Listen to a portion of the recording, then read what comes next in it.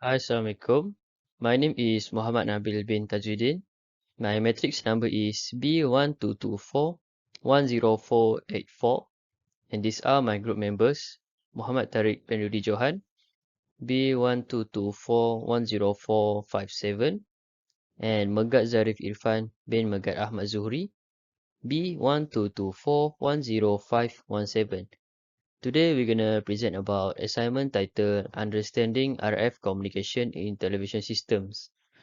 For subject BERT3363 Telecommunication Electronics, our lecturer is Dr. Muhammad Ashadi bin Muhammad Johari.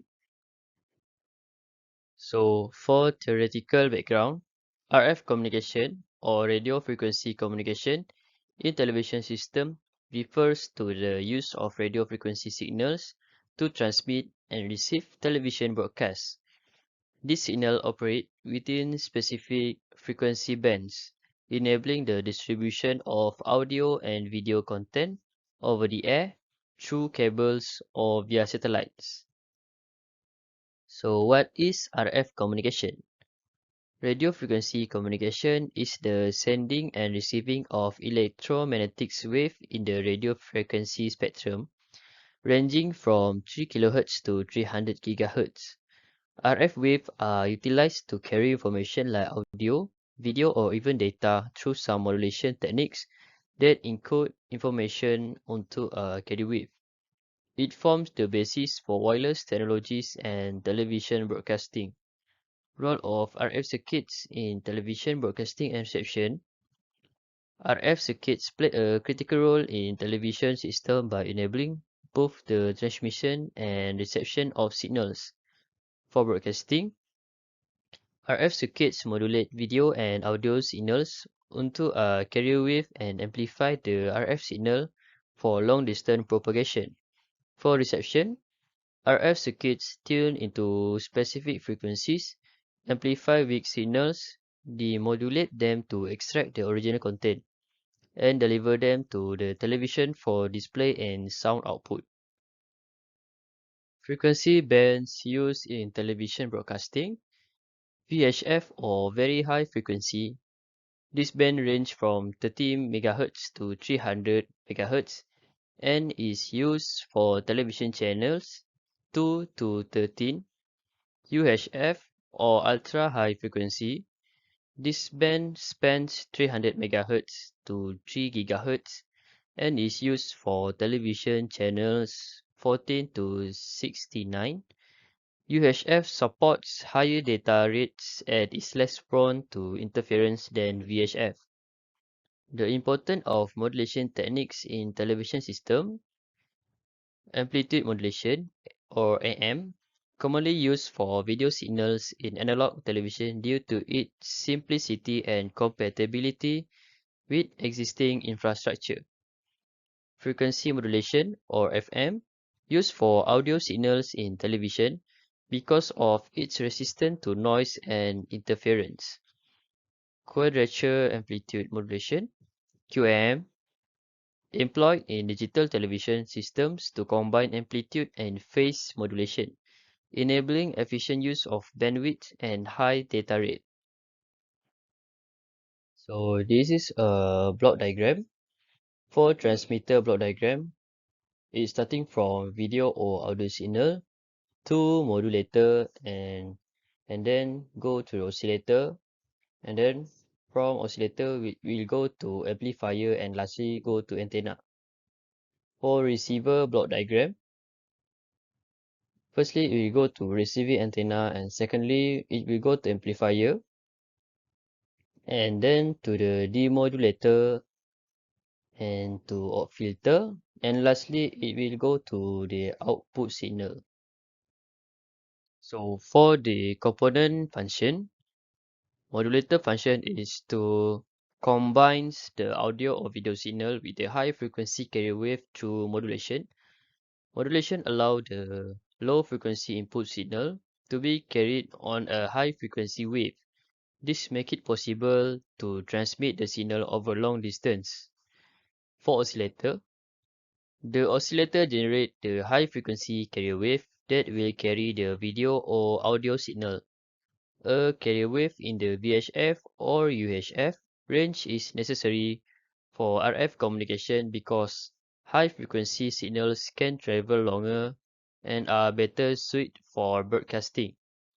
And for amplifier used to amplifies the modulated signal to make it strong enough to be transmitted through an antenna. A strong signal ensures that the transmitted RF wave can travel long distances and overcome obstacles like buildings or trees. So for antenna function is to convert the amplified electrical RF signal into electromagnetic wave for transmission through the air. Without an antenna, the signal cannot propagate as an electromagnetic wave.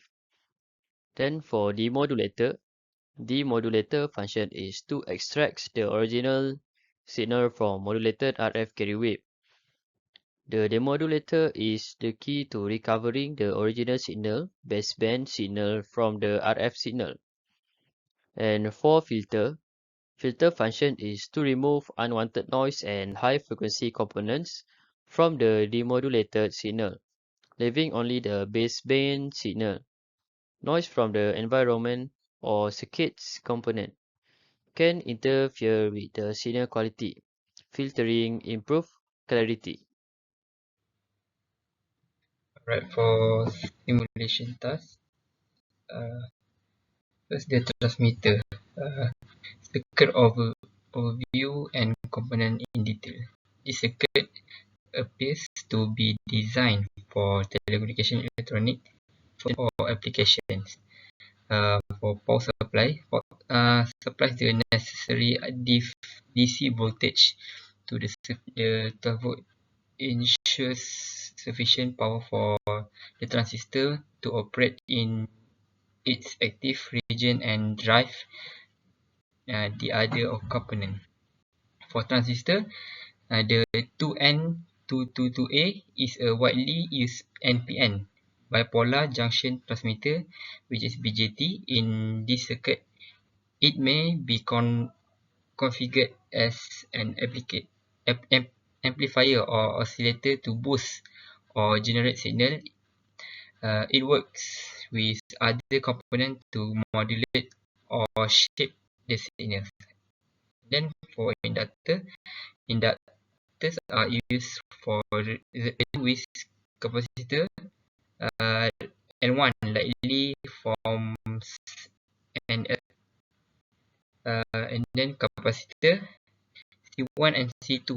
These small value capacitor are likely used for filtering high frequency, and then C3 and C4 they serve as coupling or bypass capacitor to allow AC signal to pass while blocking DC component.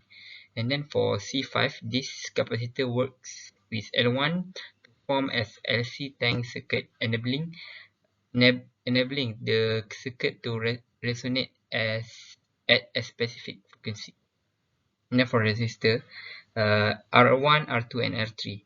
The resistor are parts of transistor biasing network, ensuring the transistor operate in its active region for application.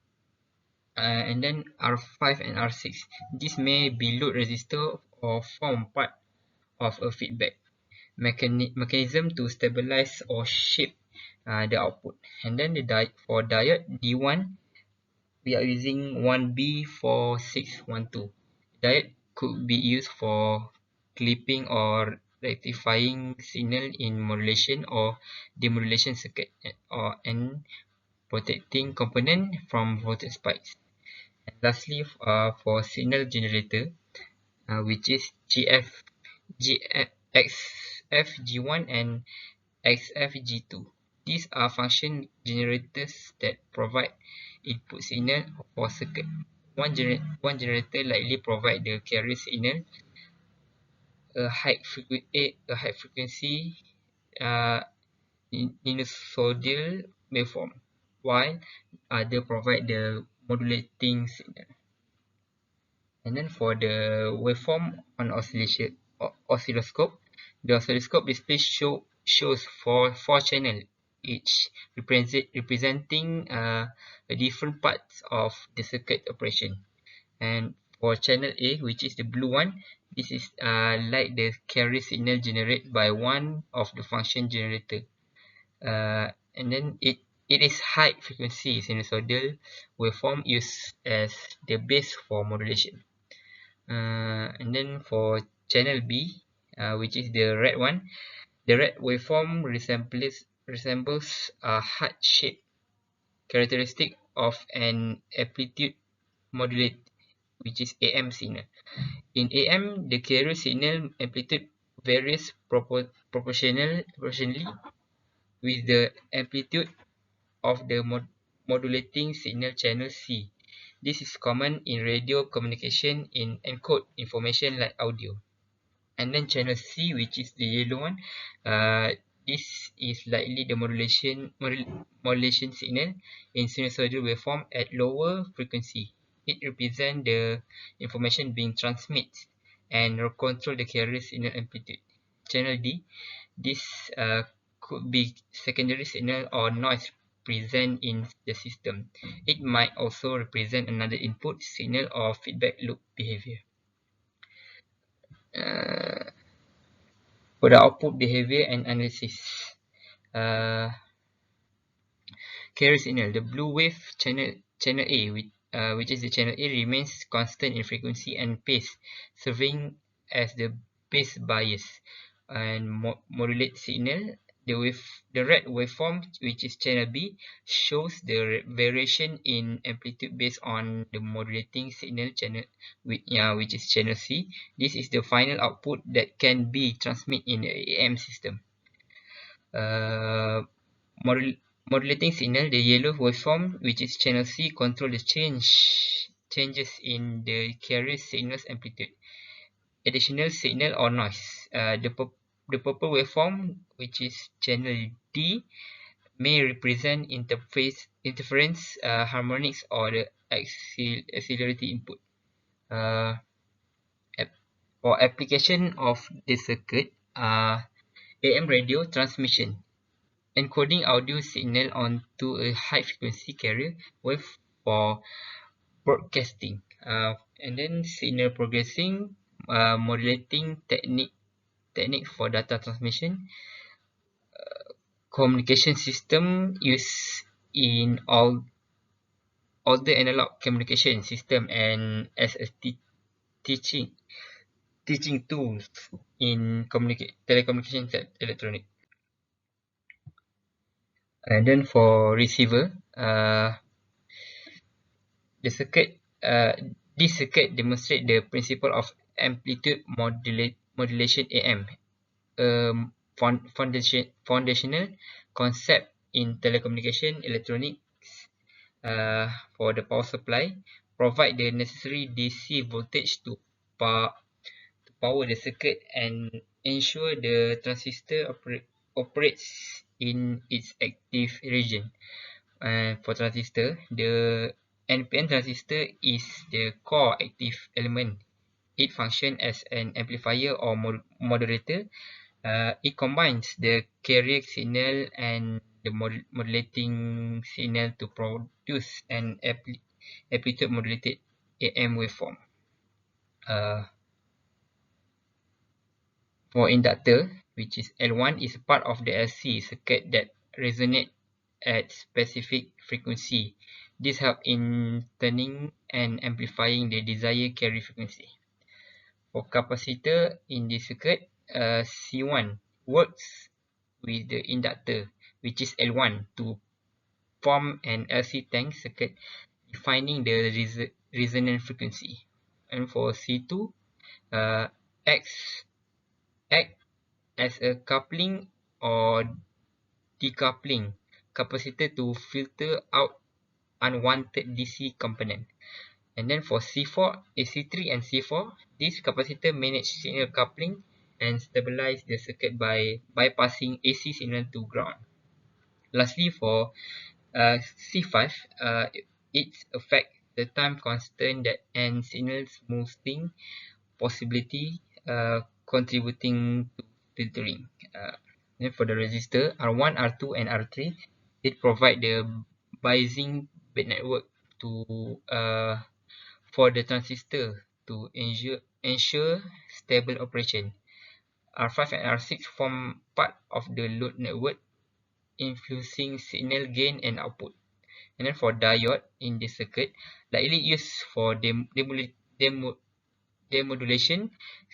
clipping, or shaping the waveform. It could also provide uh, rectification to process the modulate signal. Mm, For signal generator, which is XFG1 and XFG2, XFG1 provide the carry signal a high frequency sinusoidal wave, and then for XFG2 supplies the modulating signal, typically a lower frequency sinusoidal waveform that encodes the information.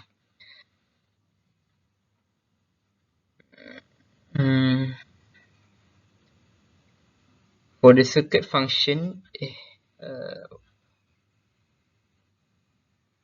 on waveform on the oscilloscope, the oscilloscope display four distinct channels, each corresponding to different signal in the circuit. Channel A, which is the blue one, represent the carrier signal generated by XFG1. Uh, it is high frequency sinusoidal wave used as a base signal for modulation. Uh, Amplitude remains constant in this channel. And then the channel B, which is the red one, display the amplitude AM signal. The primary output of the circuit, the modulation result in a waveform with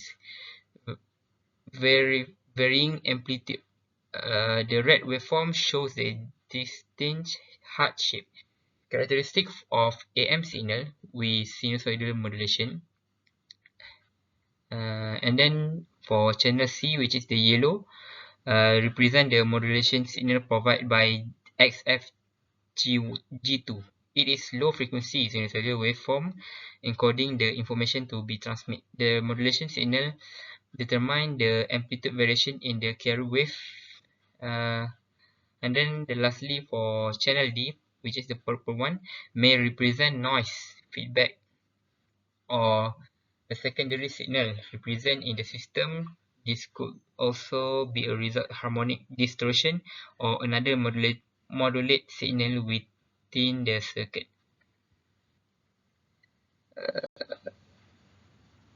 For the uh, conclusion,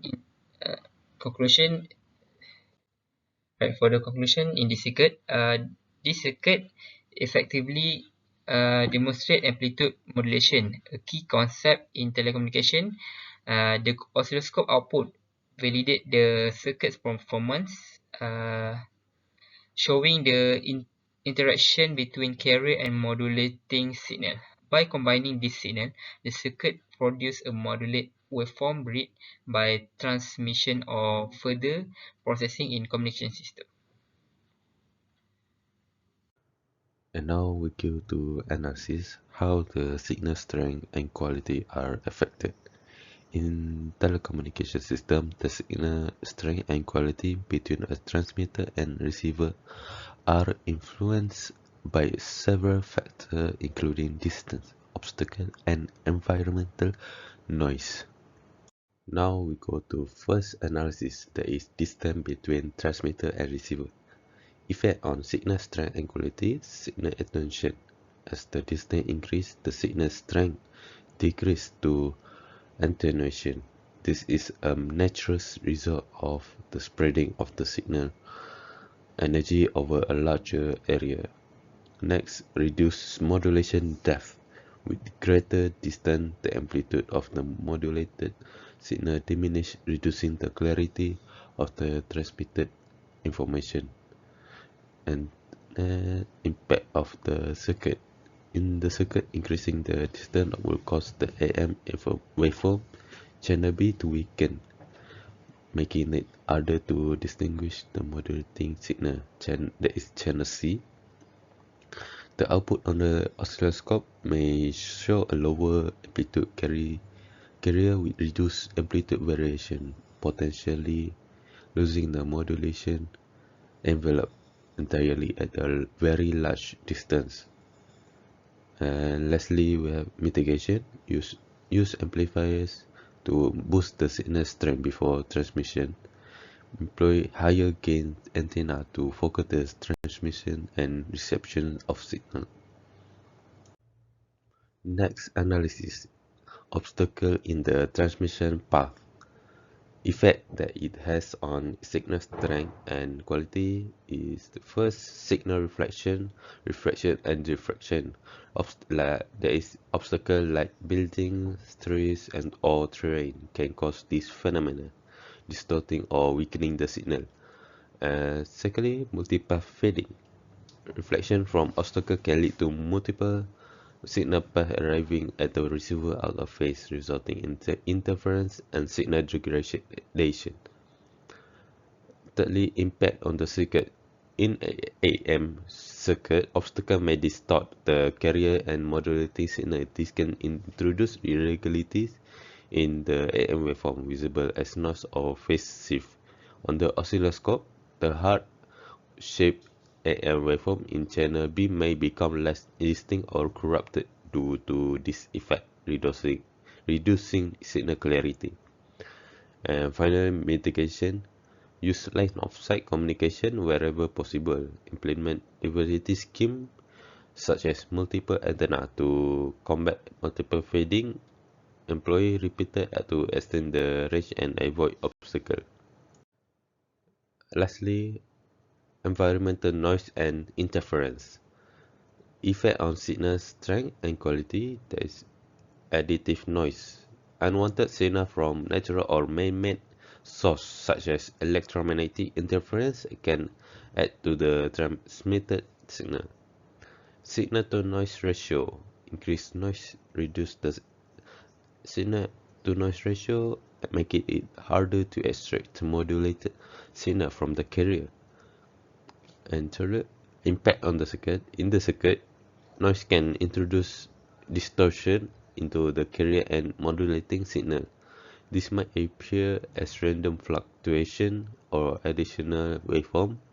In the AM output that is channel B, the modulated waveform might lose its smooth envelope, causing error in signal demodulation and interpretation.